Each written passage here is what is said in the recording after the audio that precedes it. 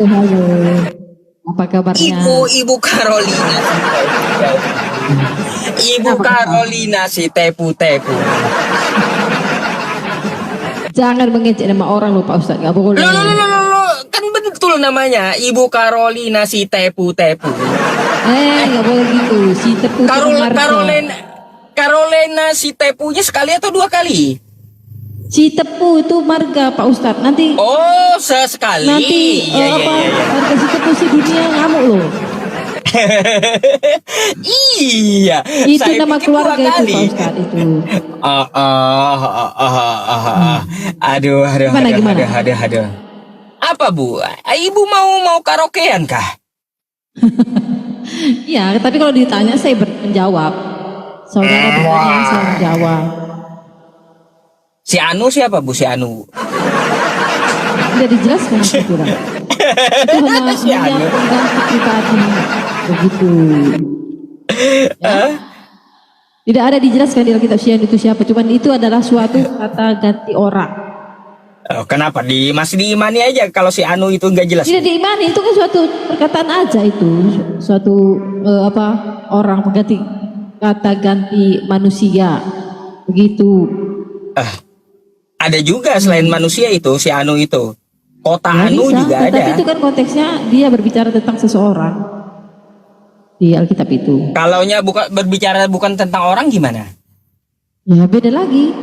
Itu kan dalam bahasa Beda lagi? Indonesia, di bahasa Indonesia kan aja itu. Dalam kita bahasa Indonesia supaya kita mengerti. Ibu, saya Gitu. mau PK sekali coba buat manasin layar.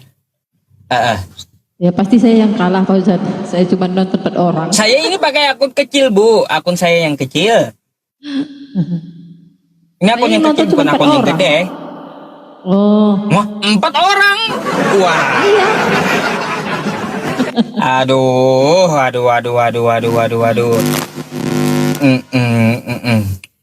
Video kemarin Ya. yang nonton 100.000 loh Pak Ustadz. Yang mana? Video saya PKPK sama Pak Ustadz itu ada tentang apa ya, Oh. tentang kelahiran Tuhan Yesus. Itu yang nonton sampai 100.000.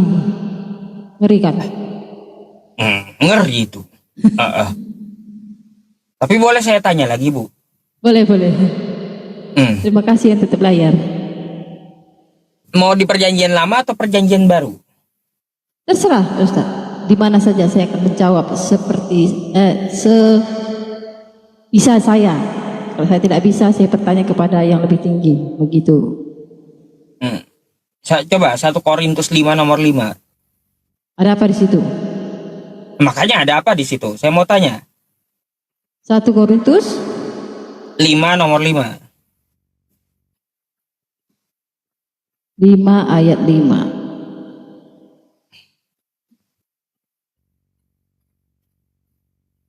Satu Korintus 5 ayat 5 itu, serahkanlah orang itu kepada iblis supaya tubuhnya dimusnahkan, tetapi rohnya dapat diselamatkan pada hari Tuhan datang kembali. Nah, seperti itu. Jadi, Kenapa di situ harus diserahkan kepada iblis? Apakah karena Tuhan dengan supaya dia iblis selamat. kerjasama Ya, gitu? iblis itu akan menghukum manusianya, tubuhnya akan menghancurkan tubuhnya, tetapi jiwanya akan selamat nanti pada akhir zaman. Gitu maksudnya Pak Ustadz. Oh, Ya. jadi iblis dengan Tuhan kerjasama? Tidak, iblis itu kan kerjanya, Terus gimana? iblis itu kan kerjanya apa namanya? Mencuri, mengambil sukacita, memusnahkan, dia membunuh, itu iblis kan. Nah, Lah, ketika iya, manusia kenapa? itu tidak bersalah, tetapi iblis itu seperti Ayub ya. Kenapa Kristen? Seperti Ayub. Kenapa Kristen Seperti Ayub. harus diserahkan ke iblis itu kenapa? Supaya disucikan. Hah? Supaya Kenapa enggak disucikan. Kenapa enggak ke Tuhan? Tuhan kan kita baca ya konteksnya ya, kita baca konteksnya. Makanya baca dulu. Orang itu harus kita kok serahkan iblis? dalam nama Tuhan Yesus kepada iblis sehingga binasa tubuhnya, dan sehingga binasa tubuhnya yang binasa tidak apa-apa. agar rohnya diselamatkan pada hari Tuhan. Nah, ketika diserahkan kepada iblis supaya tubuhnya yang binasa, tetapi rohnya selamat, begitu, Ustaz. Ya, pertanyaannya kenapa harus diserahkan kepada iblis? Supaya dicobai, supaya dia mendapat cobaan dari iblis itu dan tubuhnya yang binasa, tetapi rohnya tetap selamat. Berarti iblis dengan Tuhan kerjasama. Ya, ada yang kerjasama, ada pernah kerjasama seperti Ayub juga kan. Ayub kan pernah kerjasama. Iblis kerjasama dengan Tuhan. Oh, Diizinkan. iblis kerjasama dengan Tuhan. Iya, diizinkan Tuhan. Iblis itu mencobai Ayub. Bahaya ini. Kok iblis kerjasama dengan Tuhan, bahaya kali itu. Bukan bahaya.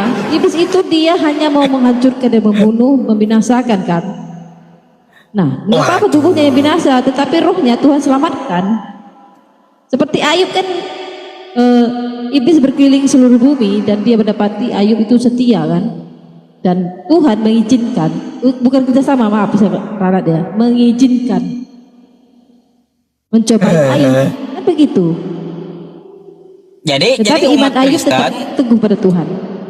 Umat Kristen kalau mati diserahkan ke iblis karena Tuhannya kerjasama dengan iblis gitu. Bukan kerjasama, diizinkan Tuhan. Terus gimana? Iblis.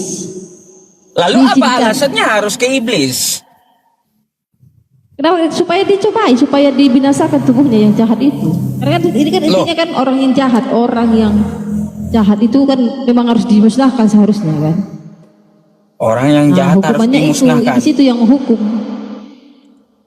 Begitu. Oh, jadi orang yang jahat itu, orang Kristen yang jahat diserahkan kepada iblis supaya dihukum, dijadiin tumbal gitu. Bukan. Terus gimana Bu? Bingung saya jadi. Tidak ada perkataan tumbal di situ, tidak ada perkataan tumbal. Tetapi dicobai seperti Ayub, tubuhnya binasa, tubuhnya kan kena penyakit, kena cobaan, itu namanya diserahkan kepada iblis. Makanya setiap orang yang berdosa, orang yang jahat, maka iblis itu berkuasa atas tubuhnya. Ya. Gunanya buat orang yang jahat pasti ada sakit penyakit, ketakutan. Begitu. Gunanya buat apa, Bu?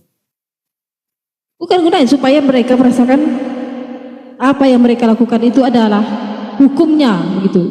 Seperti ini, hukum tabur tuai. Apa yang kita perbuat, maka itu yang kita dapat. Jadi Tuhan kerjasama dengan iblis. Iblis nih ngapain nih Bu? Dia buat apa jasad manusia tadi? Nah, ketika manusia itu jatuh dalam dosa, maka iblis itu berkuasa atas tubuh manusia itu. Dia bisa membuat penyakit seperti ini loh, Pak Ustadz. Seperti sakit penyakit, seperti ketakutan, seperti hancuran. Itu orang yang berdosa, makanya jangan mau berdosa. Begitu. Ya iya, maksud saya Ibu, buat apa itu si iblis, jasad manusia itu buat apa dia? Dimakannya kah, dijadikannya tumbal kah, atau digorengnya kah, atau apa? Supaya apa? Iblis itu berkuasa atas tubuh manusia yang berdosa. Aduh. Iya. Dicobai kayak gimana? Itu diserahkan ke iblis hidup-hidup atau mati itu? Diserahkan ke iblis, artinya iblis itu berkuasa atas hidup orang yang jahat, orang yang berdosa. Itu iblis itu berkuasa. Jadi setiap orang yang jahat, setiap orang yang hidup dalam dosa, maka iblislah yang menjadi tuan mereka. Iblislah yang akan mengambil sukacita mereka, seperti sakit penyakit, seperti itu ketakutan. Itu orang-orang yang berdosa. Tetapi orang yang kudus, maka Tuhan akan menjagai. Begitu Pak Ustaz istilahnya. Waduh. Itu diserahkan ke iblis itu hidup-hidup atau mati, Bu? Gimana sih? Bukan diserahkan dikasih ke iblis, bukan. Artinya terus gimana? Iblis itu berkuasa atas hidup manusia berdosa itu loh, Pak Ustadz. Tidak ada perlindungan. Coba Ibu baca dulu. Ketika orang berdosa. Coba Ibu baca betul-betul, itu diserahkan dalam nama Tuhan Yesus katanya. Coba. Iya, diserahkan dalam nama Tuhan Yesus. 1 Korintus. Coba. Iya. Iya kan? Orang itu kita serahkan dalam nama, ini kata Paulus kan, ini di Jemaat Korintus kan, ini Paulus yang berkata ini. Sehingga binasa tubuhnya agar rohnya diselamatkan pada hari Tuhan. Nah, ya tubuhnya yang dihukum oleh iblis ini, sehingga tubuhnya itu dibinasakan oleh iblis supaya tidak Ya, berbuat. tubuhnya itu diserahkan hidup-hidup atau mati orangnya. Ya, seperti hidup lah, bukan mati, hidup. Waduh, diserahkan ke iblis hidup-hidup ya. Oh, Iya. Supaya bahaya dicoba kali dah. iblis, supaya apa? Iblis itu Ah, memberikan segala pencobaan kepada orang itu supaya bertobat, itu tujuannya. lah, kenapa Begitu. tobatnya ke iblis? Bukan, ketika dia begini, saya kasih contoh ya. Ketika orang tobatnya jatuh ke dalam iblis? dosa, saya kasih contoh Pak Ustadz, begini, diserahkan kepada iblis maksudnya. Ketika orang jatuh dalam dosa, pasti dia akan mengalami berbagai macam pencobaan dalam hidup. Ya, seperti penyakit, seperti ketakutan. Penyakit itu nomor satu, penyakit. Itu semua dari iblis, Pak Ustadz. Begitu. Terus? Ya, ketika dia memiliki sakit penyakit, ketika mereka memiliki pencobaan yang berat, maka mereka akan datang pada Tuhan. Intinya supaya mereka bertobat, itu aja. Tobatnya kepada iblis. Tobatnya pada Tuhan lah. Ketika dia merasakan kesakitan, penganiayaan di bumi ini, maka dia akan datang pada Tuhan. Karena dia merasa tidak Tobat pencobaan itu. Begitu. Tobatnya kepada Tuhan, tapi Iya. melalui iblis gitu. Ya, iblis kan mencobai, misalnya begini loh, seperti Ayub diberikan sakit penyakit, diberikan kesusahan, istrinya meninggalkan dia, anak-anaknya meninggal, tetapi dia tetap dalam Tuhan kan, dia dapat datang ber Tuhan. Itu Ayub kuat. Nah begitu juga manusia ini, ketika dia mengalami pencobaan, mengalami sakit penyakit, mengalami kebangkrutan, pasti dia datang berdoa pada Tuhan. Begitu. Berarti Tuhan ini kerjasama dengan iblis gitu.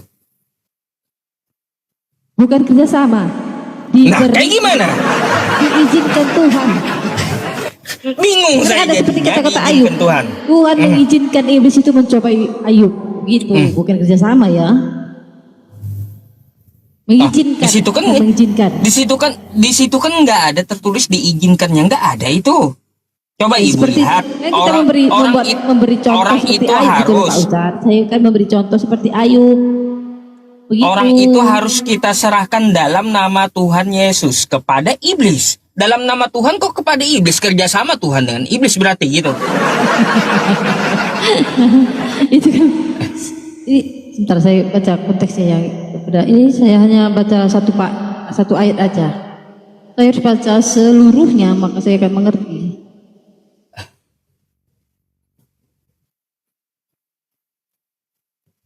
Heran saya. Ya, baca Heran. dulu. Bagi tidak mengerti memang heran Pak Ustadz. Memang tidak heran. Memang heran ya. Ah, Karena itu tidak bisa dimengerti begitu saja satu ayat. Oke, saya bacakan ya. Orang itu harus diserahkan pada iblis. Bentar, saya baca keseluruhannya. Ini kan dosa dalam jemaat itu kan. Orang jemaat itu berdosa. Judulnya kan dosa dalam jemaat. Mengapa orang mendengar? Memang orang mendengar bahwa ada percabulan di antara kamu, dan percabulan yang itu begitu rupa seperti yang tidak terdapat sekalipun di antara bangsa-bangsa yang tidak mengenal Allah, yaitu bahwa ada orang yang hidup dengan istri ayahnya. Sekalipun demikian kamu sombong, tidaklah lebih patut kamu berduka cita dan menjauhkan orang yang melakukan hal itu dari tengah-tengah kamu. Sebab aku sekalipun secara badani tidak hadir, tetapi secara rohani aku hadir. Sama seperti aku hadir telah menjatuhkan hukuman atas dia yang telah melakukan hal yang semacam itu, hal yang seperti dosa itu ya, itu dengan ayahnya. Bila mana kita berkumpul dalam roh, kamu bersama-sama dengan aku, dengan kuasa Yesus Tuhan kita, orang itu harus kita serahkan dalam nama Tuhan Yesus kepada iblis, sehingga binasa tubuhnya agar rohnya diselamatkan pada hari Tuhan. Kemegahanmu tidak baik, tidak tahukah kamu bahwa sedikit lagi mengampiri seluruh adonan. Buanglah ragi yang lama itu supaya kamu menjadi adonan yang baru. Sebab kamu memang kamu tidak beragi, sebab anak domba Paskah kita juga telah disembelih. banyak kali itu Bu ke bawah. Ya, yang kita tanyakan itu yang Jadi limanya itu tuh. intinya Pak Ustadz, orang berdosa itu diserahkan Tuhan, diserahkan mereka kepada iblis supaya mereka itu mengalami berbagai macam cobaan dan supaya mereka itu bertobat begitu. Mereka itu Oh, seperti raja. jadi- Mereka itu seperti jadi- apa ya? Batu sandungan begitulah. Jadi Gitu. ceritanya orang berdosa itu diserahkan kepada iblis biar diajak iblis gitu. Supaya tobat gitu. Itulah perumpamaannya seperti orang berdosa itu, orang-orang berdosa itu seperti itu. Orang-orang berdosa itu akan menjadi milik iblis begitu loh. Begitu Pak Ustadz. Orang yang jatuh dalam dosa itu pasti Alasannya berteman dengan alasannya iblis. kenapa? Alasannya kenapa Bu harus diserahkan kepada iblis? Karena dosa itu kan miliknya iblis. Orang-orang yang jahat, orang yang hidup dalam dosa itu kan mereka akan dikuasai oleh iblis. Begitu. Ya lalu kenapa harus diserahkan ke iblis? Dan tadi saya sudah katakan tadi supaya mereka bertobat. Mereka itu seperti Supaya tobat. ragi, seperti batu sandungan. Orang batu sandungan, orang yang berbuat jahat itu harus dihukum, begitu maksudnya. Orang jahat itu harus dihukum, jangan dibiarkan. Begitu maksud Paulus ini yang menulis. Tapi kalaunya udah di tangan iblis, dia diapain itu Bu? Kan saya sudah jelaskan tadi, di tangan iblis pasti banyak pencobaan yang dialaminya seperti penyakit, ketakutan, kebangkrutan, itu kan Waduh. kuasa iblis. Begitu. Ngeri juga ini ya. Aduh. Berarti fix ya. Contoh yang Berarti tidak baik begitu maksudnya itu loh Pak Ustadz. Contoh yang tidak baik itu harus Berarti fix. dimusnahkan begitu. Supaya Berarti orang lain fix. tidak melakukan hal yang sama. fix Tuhan kerjasama dengan iblis gitu. Saya tidak mengatakan bekerjasama loh dari tadi loh. Dari tadi saya mengatakan Tuhan mengizinkan. Dan setiap orang yang berdosa memang milik iblis. Setiap orang yang jatuh dalam dosa itu memang milik iblis Pak Ustadz. Waduh. Iya, makanya jangan mau hidup dalam dosa. Aduh, Jangan ya mau hidup kawan-kawan dalam dosa. Supaya kawan-kawan kita tidak Kristen nih. dicoba iblis. Kawan-kawan Kristen ini harus diserahkan kepada iblis nanti ini berarti. Enggak lah, makanya Lah. Kristen yang hidup dalam kebenaran, kekudusan itu akan dijaga Tuhan. Ah. Tetapi Kristen di dalam dosa, sekalipun dia mengaku Kristen, tetapi hidupnya tidak di dalam terang, maka yang berkuasa atas hidupnya itu iblis. Begitu. Saya pikir tadi diserahkan kepada iblis, dijadikan iblis tumbal gitu atau Tidak ada perkataan tunggal di situ. Di situ kan suatu batu kesandungan bagi mereka itu yang melakukan dosa, melakukan percabulan. Itu kan menjadi batu sandungan bagi umat yang lain. Waduh. Makanya saudara-saudara jangan mau hidup dalam dosa. Makanya firman Tuhan itu kamu harus jangan hidup dengan serupa dengan dunia ini. Berubahlah dengan pembaruan akal budimu, kata Tuhan kan. Jangan hidup dengan serupa dengan dunia ini. Jadi kita harus memang hidup kudus, hidup benar. Begitu Pak Ustaz. Coba nanti saya tanyakan ke Kristen yang lain dah. Kenapa harus diserahkan ke iblis ya Bu ya? Oke, siap. Sama atau kagak nih jawabannya ya? Ya. Oke, terima Setiap kasih orang ya kan atas memiliki- jawabannya ya Bu ya. Memiliki pemahaman yang beda-beda. Begitu dari saya. Oke Ibu. Kalau gitu Oke, saya oke. pamit dulu ya Bu ya. Oke, terima kasih sudah hadir di sini. Oke. Malam. Malam-malam.